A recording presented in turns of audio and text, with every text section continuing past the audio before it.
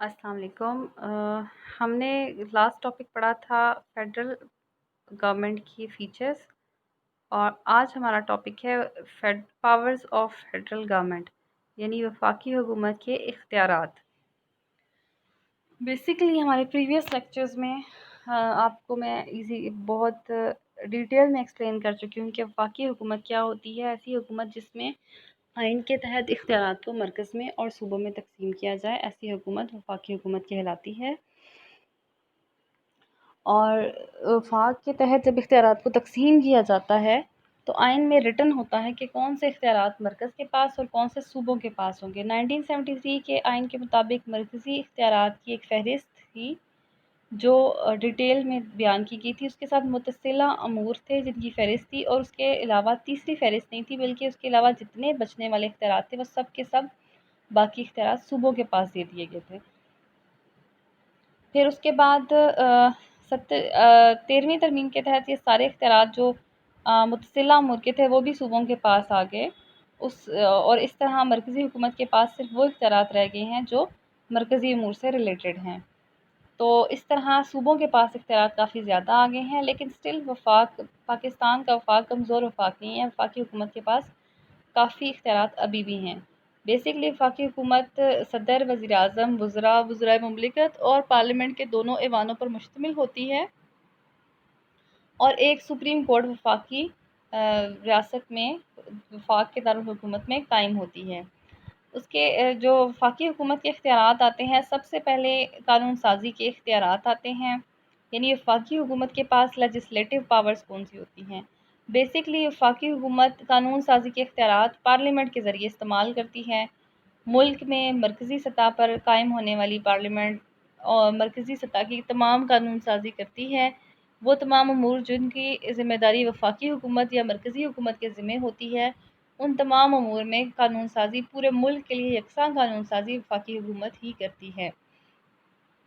और ऐसे अमूर इनके बारे में कानून साज़ी आइन की रूह से मरकज़ी फ़हरिस्त में शामिल की गई हो, वो कानून साज़ी वफाकी हुकूमत करती है। ऐसे मुश्तरका अमूर जिनके बारे में कानून साज़ी का इख्तियार मरकज़ी और सूबाई दोनों हुकूमतों को हासिल हो, लेकिन अगर मरकज़ी हुकूमत पहले कानून बना लेती है तो मरकज़ी कानून को बरतरी हासिल होती है, या मरकज़ी और सूबाई हुकूमतों के कानून में कोई तसादुम पाया जाता है, कोई तज़ाद पाया जाता है, मुख्तलिफ होते हैं, तो बरतरी मरकज़ी कानून को हासिल होती है। इसके अलावा ऐसे अमूर के बारे में भी मरकज़ी हुकूमत कानून साज़ी के इख्तियारात रखती है जो सूबाई हों, लेकिन दो या दो से ज़्यादा सूबाई हुकूमतें खुद मरकज़ी हुकूमत से उस सिलसिले में कानून बनाने की दरख्वास्त करें। ऐसे कानून को जो मुतल्लिका सूबे होते हैं जिन्होंने ये दरख्वास्त दी होती है कि वो उन सूबों के लिए कानून साज़ी करें, वो जब चाहें उन कवानीन को ख़त्म कर सकती हैं। यानी ये सूबाई सवाबदीद पर होता है कि वो अपनी मर्ज़ी से मरकज़ी हुकूमत से कानून बनाने की दरख्वास्त करें, और जब तक चाहें उसे नाफिजुल अमल रखें और जब चाहें उसको ख़त्म कर दें। उसके साथ वफाकी सतह पर तमाम कानून साज़ी पार्लियामेंट, वज़ीर-ए-आज़म, काबीना और सदर मुमलिकत की मुश्तरका मसाई यानी उनकी कोशिशों का नतीजा होती है। तमाम सरकारी मुसव्वदात काबीना की निगरानी में मुरतब किए जाते हैं और पार्लियामेंट के दोनों ऐवानों में बारी बारी पेश होते हैं। ज़्यादातर मुसव्वदात पहले कौमी असम्बली में ही पेश होते हैं। ख़ास तौर पर मालियाती मुसव्वदात हमेशा कौमी असम्बली में पहले पेश होते हैं। उसके अलावा मुसव्वदात सेनेट में भी पेश हो सकते हैं, और वहाँ से पास होने के बाद फिर जो कौमी असम्बली है वहाँ आ सकते हैं। ऐवानों में वज़ीर-ए-आज़म, वज़राए मुमलिकत और अटॉर्नी जनरल अरकान की रहनुमाई करते हैं, और मुसव्वदात मंजूर करवा लिए जाते हैं। हतमी मंजूरी सदर देता है और मुसव्वदा कानून बन जाता है। ये भी आप पहले डिटेल में पढ़ चुके हैं कि सदर के पास एक रस्मी सदर की मंजूरी होती है, और जब दोनों दफ़ा ऐसा आइन में ऐसी तरामीम की गई जिनके तहत सदर के इख्तियारात बढ़ा दिए गए, तो ये जो मंजूरी थी ये रस्मी नहीं रही, लेकिन अमूमी तौर पर अब सदर सिर्फ रस्मी मंजूरी देता है और उसकी हतमी मंजूरी से ये कानून बन जाता है। उसके अलावा सदर कौमी असम्बली को किसी ख़ास वजह से बर्खास्त कर सकता है। 58(2)B का इख्तियार सदर के पास 2010 तक था, जिसके तहत सदर अपनी मर्ज़ी से भी वज़ीर-ए-आज़म, पार्लियामेंट और उन सबको बर्खास्त कर सकता था। لیکن اب صدر کا یہ اختیار اس کی اپنی مرضی پر نہیں ہوتا۔ اگر وزیر اعظم صدر سے درخواست کرے کہ قومی اسمبلی کو توڑ دیا جائے تو وہ قومی اسمبلی کو توڑ دیتا ہے، اور اگر صدر اس کے وزیر اعظم کی ریکویسٹ کے اوپر، اس کی درخواست کے اوپر کوئی ایکشن نہ لے تو 48 گھنٹوں یعنی 2 دنوں کے بعد قومی اسمبلی خود بخود ٹوٹی ہوئی تصور ہوتی ہے۔ صدر آرڈیننس جاری کر سکتا ہے جو مکمل قانون کا درجہ رکھتا ہے، لیکن اس کے اندر صرف ایک چیز پائی جاتی ہے کہ اس کی مدت صرف 6 ماہ تک ہوتی ہے۔ اگر ان 6 ماہ کے دوران پارلیمنٹ کا اجلاس ہو جائے اور وہ آرڈیننس پاس ہو جائے تو وہ قانون بن جاتا ہے۔ اگر پارلیمنٹ کا اجلاس 6 ماہ کے دوران نہ ہو تو آٹومیٹکلی یہ آرڈیننس ختم ہو جاتا ہے۔ اس کے علاوہ اگر پارلیمنٹ کا اجلاس ہو، اسے نامنظور کر دے، تب بھی اس کی حیثیت ختم ہو جاتی ہے۔ اس کے علاوہ جو وفاقی حکومت کے اختیارات ہیں، انتظامی اختیارات وہ یہ ہیں کہ وفاقی حکومت وفاقی نظام کو، وفاقی حکومت کو چلاتی ہے، اور وفاقی حکومت کے ذریعے اوورآل ملک کی ساری جو حکومتیں ہیں، صوبائی حکومتیں ہیں، ان کو گورن کرتی ہے، ان کو سپروائز کرتی ہے۔ ملک میں ریاست کا سربراہ صدر ہوتا ہے اور حکومت کا سربراہ وزیر اعظم، اور صدر وزیر اعظم اور وزراء کے مشوروں کے مطابق تمام فیصلے وزیر اعظم کرتا ہے۔ صدر کے اختیارات برائے نام ہوتے ہیں۔ بعض امور میں وزیر اعظم اور کابینہ کی پابندی کے مشوروں کی پابندی ضروری ہوتی ہے، خاص طور پر جب یہ صدر کے اختیارات بڑھا دیے گئے تھے تو صدر کے لیے وزیر اعظم کی بعض امور میں جو مشورے تھے ان کی پابندی کرنا ضروری تھا۔ اس کے علاوہ جب صدر کے اختیارات کم ہو گئے تو دوبارہ سے یہ اختیارات، سارے انتظامی اختیارات وزیر اعظم کے پاس آ گئے ہیں اور وہ صدر کے مشورے سے کام کرتا ہے، لیکن اصل اختیارات کا سرچشمہ وزیر اعظم ہی ہوتا ہے۔ اس کے علاوہ انتظامی اختیارات میں امن و امان کا قیام بھی آتا ہے، کیونکہ انتظامیہ کا اہم کام ملک کے اندر امن و امان قائم کرنا ہے۔ اگر وفاقی حکومت یہ ضروری سمجھے تو وہ صوبوں کے داخلی انتشار اور خلفشار کو دور کرنے کے لیے صوبوں کے اندر مداخلت بھی کر سکتی ہے۔ جیسے آپ نے دیکھا ہوگا کہ قبائلی علاقوں میں یا کچھ ایسے علاقے جہاں پر زیادہ کوئی بدامنی پائی جائے تو وفاقی حکومت وہاں پر کچھ فوج کے ذریعے آپریشنز بھی کرتی ہے۔ اس کے علاوہ وزیر اعظم اور صدر مملکت کے نام سے تمام وفاقی امور نبھاتے ہیں۔ وزیر اعظم اور جتنے اس کے وزراء ہیں اور وہ مختلف محکمے وزراء مملکت میں تقسیم کر کے ایک ٹیم بناتا ہے، اور انتظامی معاملات میں صدر سے یہ ٹیم تعاون کرتی ہے۔ قبائلی علاقوں کا نظام چلانے کے لیے بھی صدر مملکت قریبی صوبے کے گورنر کو خصوصی اختیارات ہنگامی طور پر سونپ سکتا ہے۔ قریبی صوبہ یعنی اگر وہ علاقے جس صوبے سے قریب ہوں گے قبائلی علاقے، اگر جیسے بہت سارے صوبے قبائلی علاقے بلوچستان سے قریب ہیں اور کچھ جو ہیں وہ خیبر پختونخوا سے، صدر چاہے تو پارلیمنٹ کے بنائے ہوئے کسی قانون کا اطلاق کسی قبائلی علاقے تک بڑھا دے۔ ویسے کیونکہ قبائلی علاقوں کے اپنے ہی قوانین ہوتے ہیں، لیکن اگر صدر چاہے تو ان کا اطلاق بڑھا کر قبائلی علاقوں تک جا سکتا ہے۔ قبائلی علاقے کے درجے کا تعین یا اس میں تبدیلی کا اختیار وفاقی حکومت کو حاصل ہوتا ہے، یعنی قبائلی علاقوں کا مکمل انتظام کا اختیار وفاقی حکومت کے پاس ہوتا ہے کہ وہ اس کو ویسے تو یہ وفاقی حکومت کے انڈر آتے ہیں قبائلی علاقوں کے انتظام اور انصرام، لیکن جب چاہے وہ ان کے علاقے کا درجے کا تعین اور یا اس میں تبدیلی کا اختیار رکھتا ہے، وفاقی حکومت رکھتی ہے۔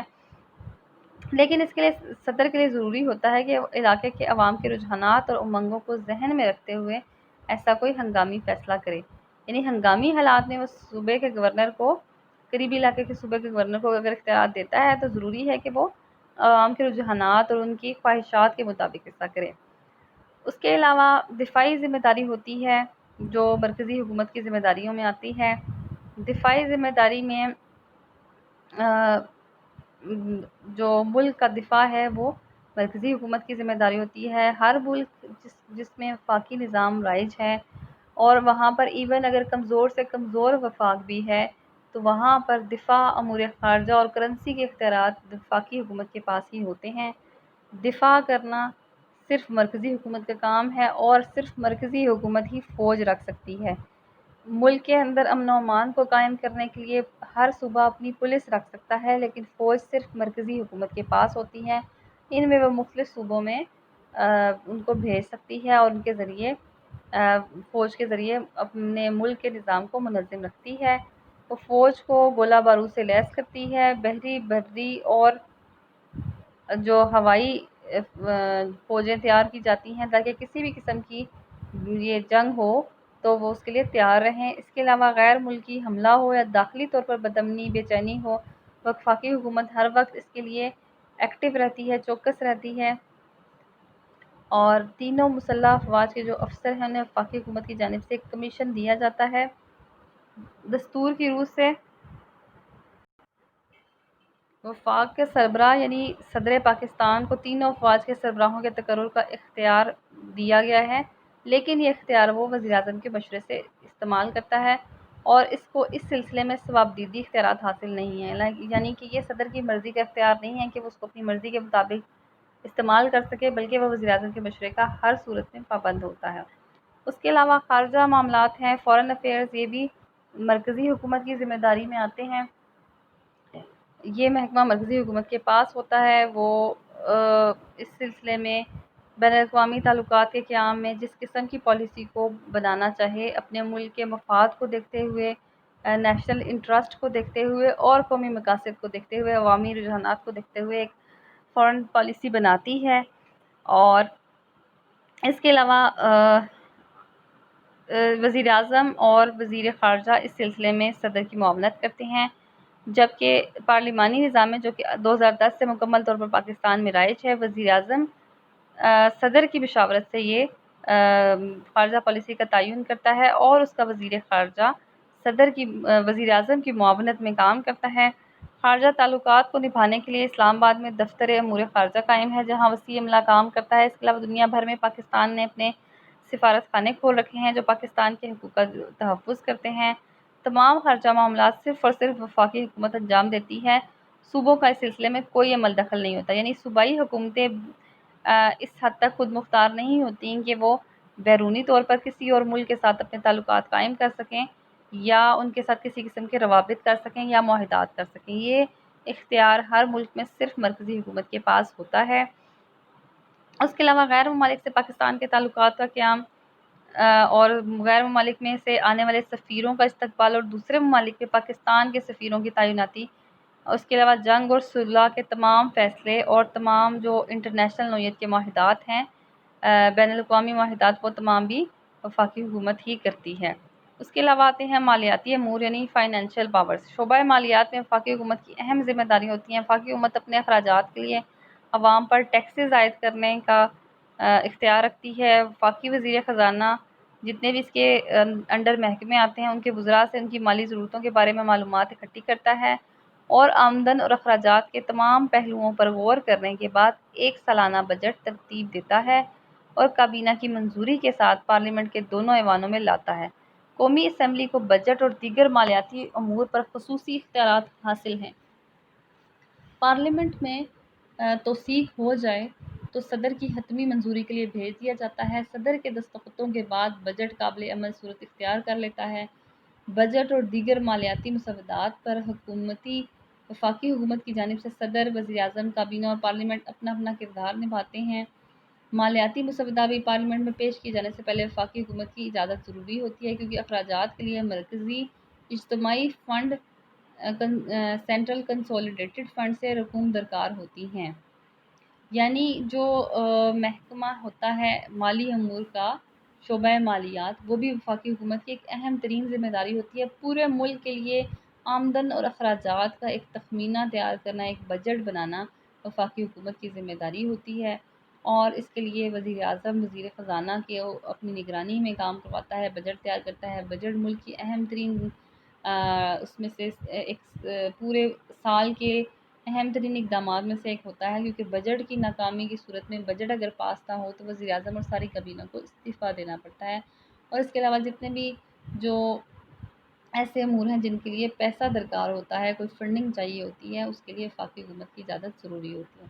اس کے علاوہ جوڈیشل پاورز آتی ہیں، یعنی عدالتی امور۔ پاکستان میں جو سب سے بڑی عدالت ہے وہ سپریم کورٹ ہے، جو اسلام آباد میں قائم ہے۔ بیسیکلی بنیادی طور پر یہ مقدمات نہیں لیتی، بلکہ ابتدائی نوعیت کے مقدمات لینے کی بجائے یہ اپیل کے کیسز لیتی ہے، جیسا کہ ہر ملک میں ہوتا ہے۔ جو سپریم کورٹ ہے وہ اپیلیں لیتی ہے مختلف صوبائی ہائی کورٹ سے، اور اس کے علاوہ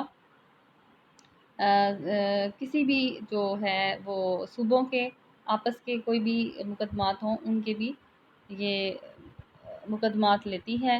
اس کے علاوہ جو اس کا ہیڈ ہوتا ہے، اس کو چیف جسٹس آف پاکستان کہتے ہیں، اور اس کے ساتھ کچھ ججز اس کے ساتھ مل کر سپریم کورٹ میں کام کرتے ہیں۔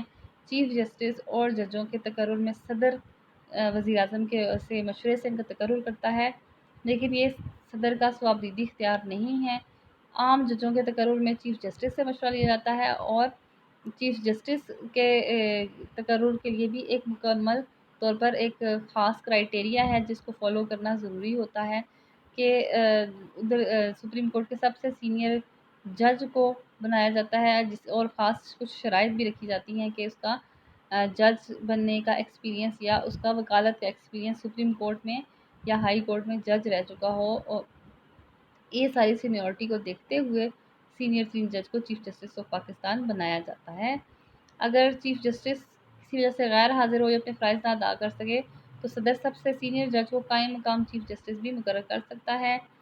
ان جو چیف جسٹس ہے اور جتنے بھی جسٹس جو سپریم کورٹ میں کام کرتے ہیں، ان کا تقرر تو وزیر اعظم کے مشورے سے صدر کر سکتا ہے، لیکن ان کو ہٹانے کا اختیار صدر کے پاس نہیں ہوتا، بلکہ ان کو صرف کسی سنگین غلطی کی صورت میں اعلیٰ عدالتی کونسل تحقیق کر کے ان کو ہٹا سکتی ہے، اور ان کو ہٹانے کی سفارش کر دیتی ہے، تو صدر پھر اس تحقیقی رپورٹ کی بنیاد پر ان کو برطرف کر سکتا ہے۔ عام حالات میں اس کو ہٹانے کا اختیار صدر کے پاس نہیں ہوتا۔ اس کے علاوہ ملک میں اگر ہنگامی صورتحال پیدا ہو جائے، بدامنی، بے چینی ہو جائے، تو وفاقی حکومت ملک میں ایمرجنسی نافذ کرنے کا اعلان کر سکتی ہے۔ ایسی صورت میں عوام کے بعض بنیادی حقوق معطل کر دیے جاتے ہیں، جیسے نقل و حرکت کی پر پابندی، یا آپ کہہ سکتے ہیں کہ کسی بھی قسم کی جیسے کاروبار بند کر دینا۔ آپ جیسے دیکھیں کووڈ-19 کے سلسلے میں آلموسٹ ہر ملک کے اندر ہیلتھ ایمرجنسیز نافذ کی گئیں، اور ان ایمرجنسیز میں لوگوں کی جو نقل و حرکت تھی اس کو ریسٹرکٹ کر دیا گیا، حالانکہ یہ بنیادی حقوق میں آتا ہے کہ لوگوں کی نقل و حرکت کو، اجتماع کو عام حالات میں ریسٹرکٹ نہیں کیا جا سکتا، محدود نہیں کیا جا سکتا۔ اور اس کے علاوہ اگر کوئی کسی ملک میں کسی جنگ کا خطرہ ہو، کوئی بہت بڑا بغاوت کا خطرہ ہو، یا اقتصادی حالات بہت بگڑ چکے ہو، تو وفاقی حکومت صوبے کا پورا نظام اپنی تحویل میں لے سکتی ہے، اور کسی خاص صوبے میں ہنگامی حالات نافذ کرتی ہے، ایمرجنسی نافذ کر سکتی ہے، یا پورے ملک میں بھی نافذ کر سکتی ہے۔ ہنگامی حالات کا اعلان کا اقدام صدر مملکت کے نام سے ہوتا ہے، لیکن اصل میں یہ اقدام بھی وزیر اعظم کے مشورے سے اٹھایا جاتا ہے۔ تو اس طرح یہ ہمارے یہاں پر جو ٹاپکس ہیں، وفاقی حکومت کے اختیارات، فیڈرل گورنمنٹ کی پاورز، وہ یہاں پر کمپلیٹ ہوتی ہیں۔